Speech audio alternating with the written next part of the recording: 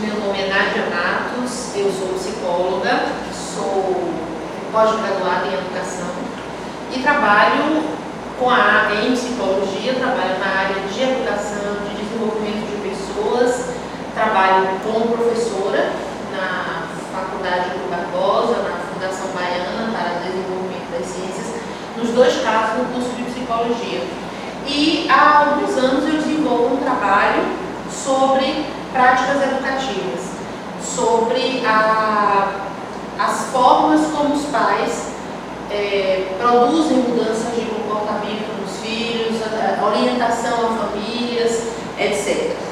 É por isso que eu estou aqui hoje, a convite do projeto Beta Rede, para falar sobre o tema o poder dos pais, o Estatuto da Criança e do Adolescente e as práticas educativas.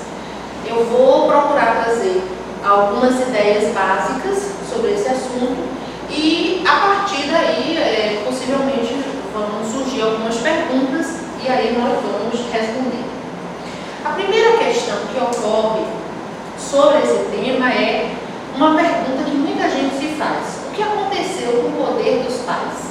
Aí vem aquela frase, aquela expressão saudosista: antigamente bastava minha mãe olhar, bastava meu pai olhar e tudo se modificava no comportamento do filho. Muita gente tem essa expressão, muita gente se pergunta o que aconteceu, né? E eu vou falar só um pouquinho de alguns dados históricos para a gente se situar de que mudanças aconteceram nesse período. Eu vou começar pela Revolução Jovem nos anos 60. Todo mundo sabe que nos anos 60 houve uma série de mudanças em escala mundial, onde pela primeira vez na história ocidental, creio também que na história oriental, os jovens questionaram maciçamente a autoridade dos pais. Não só dos pais, era uma época de mudanças políticas, de toda uma retomada de modelos mais democráticos, e isso atingiu a família. As questões de hoje que aparecem também aparecem nas falas dos pais, né? Uma questão que a gente vê assim: ninguém quer ser autoritário. Ser autoritário é muito feio, é muito desagradável.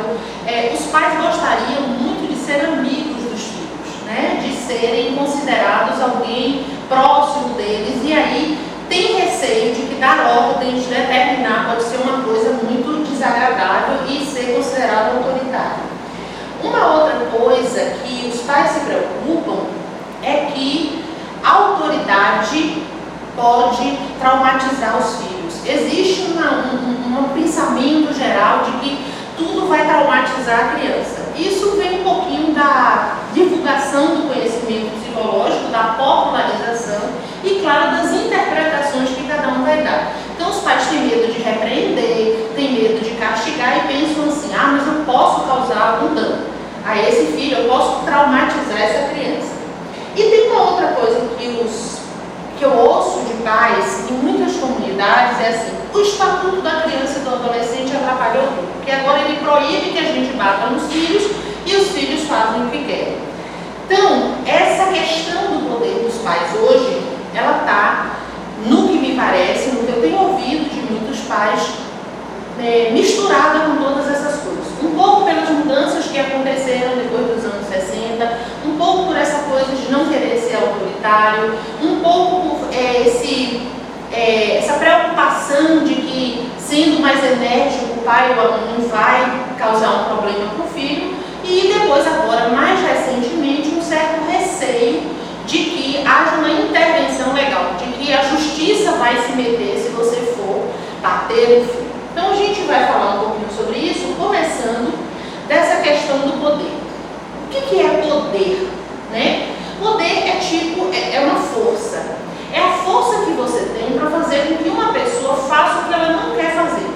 Então, você tem poder sobre alguém quando você consegue fazer com que aquela pessoa realize uma coisa que ela não quer realizar, mas ela faz porque você impõe aquilo. Então, por exemplo, vou dar exemplos de poder. O governo tem poder sobre a gente. Ele decreta, por exemplo, que a passagem de ônibus vai aumentar tantos por cento. Até às vezes se fazem movimentos, às vezes não fazem, mas o governo tem a capacidade, ele tem o poder de dizer: vai ser esse o valor da passagem de ônibus e a gente tem que pagar, se quiser andar de ônibus. Isso é um exemplo de poder, no caso instituído. As autoridades, os juízes que determinam, por exemplo, que o filho vai ficar com a mãe e não vai ficar com o pai, ou que a pessoa não pagou uma certa dívida, vai apreender, a justiça toma aquela coisa que a pessoa comprou. Isso tudo são exemplos de poder. Entre as pessoas, tem um exemplo de poder que tem a ver quando a gente gosta demais de uma pessoa e a gente não quer desagradar essa pessoa. Então, muitas vezes, fazemos coisas que nem queremos fazer, mas para a pessoa não ficar chateada com a gente, para a pessoa não ficar, não achar ruim, né, o que a gente está fazendo. Isso também dá a essa pessoa um poder sobre nós. E se a gente tiver medo de alguém, todo mundo já ouviu falar de assalto. Então, o assaltante, ele está armado, ele tem um poder sobre você, porque você tem medo que ele tire a sua vida. Então, poder é isso. É quando alguém consegue fazer com que a gente faça uma coisa que a gente não queria fazer. Isso chama-se poder. E aí vamos pensar assim, os pais têm poder? Qual o poder que os pais têm dentro dessa definição que eu dei? Bom, vamos pensar uma coisa. Os pais são maiores e mais fortes do que os filhos pequenos. Estamos falando de criança, né? Quando você tem uma criança pequena, ela é frágil. Quantas vezes a gente vê a criança está fazendo alguma coisa, alguém pega a criança, carrega e tira dali, coloca no berço ou coloca em outro lugar. E a gente não pensa que isso dá um poder muito grande. O poder físico, os pais são grandes, os pais são fortes e isso é poder diante da criança.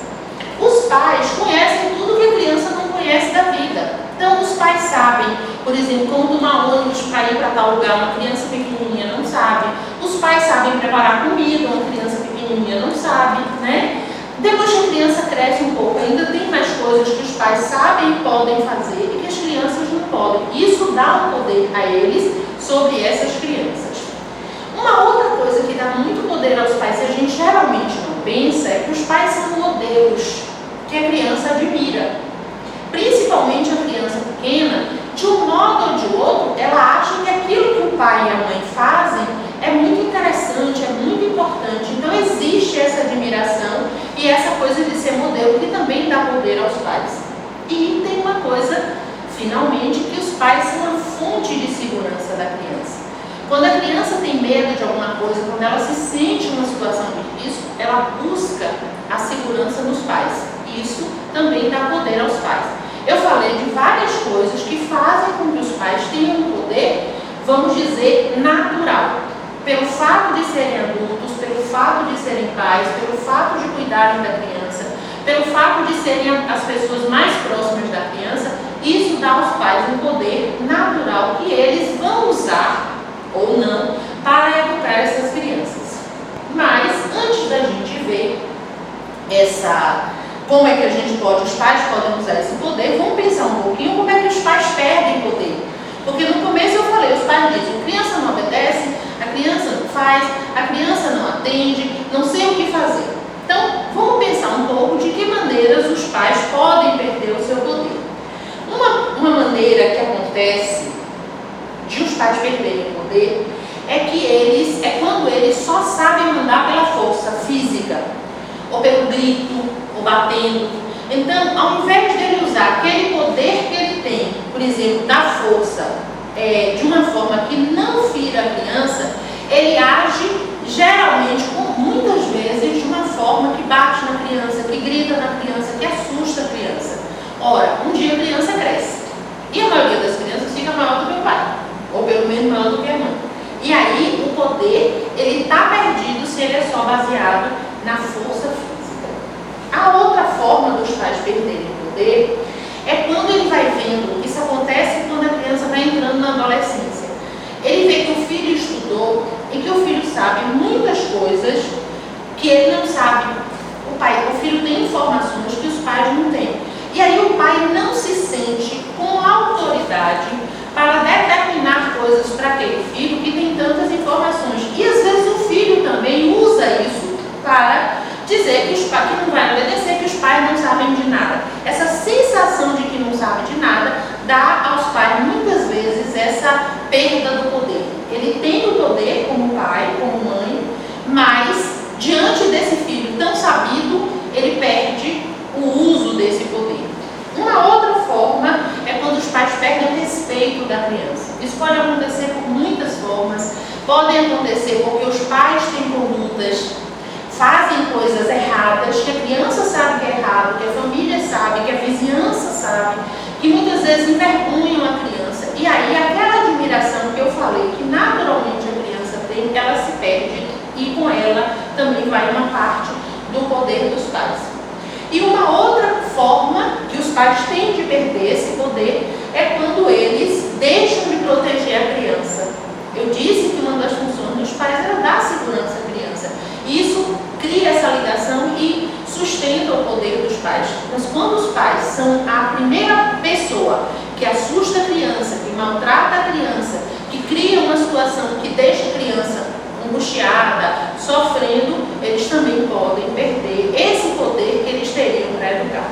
Então a gente falou que é poder, depois falamos a fonte, digamos assim, natural do poder dos pais e falamos um pouquinho como é que no dia a dia, na forma errada muitas vezes de fazer as coisas, os pais perdem o poder que eles teriam naturalmente e ficam muito embaraçados para educar os filhos. Bom, e como é que os pais podem recuperar o poder ou podem manter o seu poder? Primeiro é quando eles respeitam e protegem a criança. Respeitar a criança não é deixar a criança fazer o que quer. Respeitar a criança não é tratar a criança como se fosse um ser especial. É mostrar para a criança que ela tem valor, mostrar para a criança que ele escuta o que a criança pensa, que ele liga para o que a criança sente, mesmo que ele não vai fazer o que a criança quer. Tem uma diferença, você pode não fazer o que a criança quer e dizer, olha, isso não está certo, isso não pode ser feito, eu não vou fazer, mas você está mostrando que respeita a criança e mostrando que protege a criança. Então você cuida, você fica atento para ver se há outras pessoas que estão maltratando a criança, você fica atento para ver se a criança está numa situação de sofrimento por algum motivo, às vezes pelas próprias coisas dela, às vezes a criança está triste, né? Às vezes o adolescente tem um namoro e aí esse namoro não vai bem e está sofrendo. Então proteger e respeitar essa criança e esse adolescente vai ser uma forma dos pais manterem ou recuperarem o seu poder para educar aquele filho.